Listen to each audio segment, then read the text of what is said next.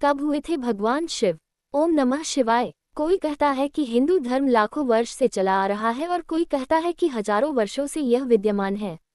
हम जानना चाहेंगे कि आखिर सत्य क्या है। कब हुए थे शिव? पुरातात्विक प्रमाण।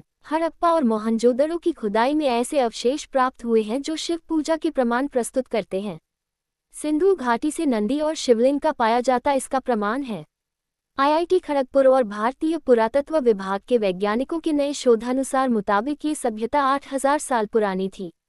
पुरातात्विक निष्कर्षों के अनुसार प्राचीन शहर मेसोपोटामिया, असीरिया, मिस्र, इजिप्ट, सुमेरिया, बैबीलोन और रोमन सभ्यता में भी शिवलिंग की पूजा किए जाने के सबूत मिले हैं।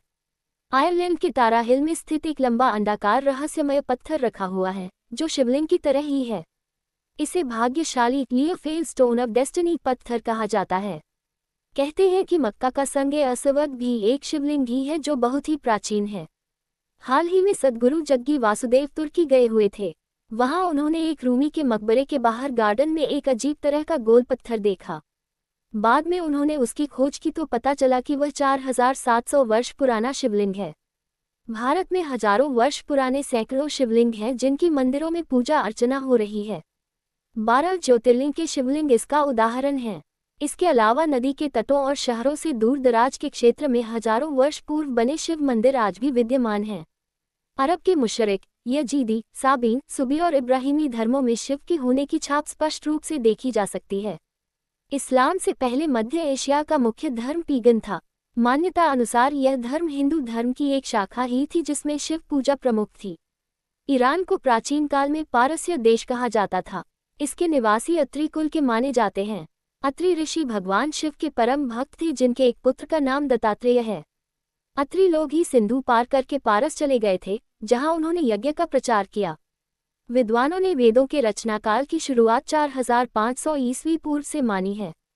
इस मान से लिखित रूप में आज से 6520 वर्ष पूर्व पुराने हैं वेद। इससे पहले हजारों वर्ष तक वेदवाचिक परंपरा में ही रहे। मतबल पुरानी पीढ़ी नई पीढ़ी को वेद कंठस्थ कराकर वेदों के ज्ञान को जिंदा बनाए रखती थी।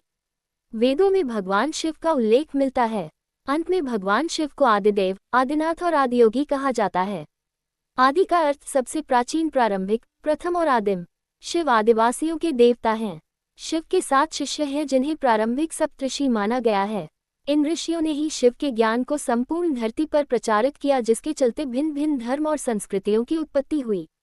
कहते हैं कि शिव ने इन शिष्यों का लगभग 40,000 वर्ष पूर्व तैयार किया था। ओम नमः शिवाय। योजक चिन्ह। योजक चिन्ह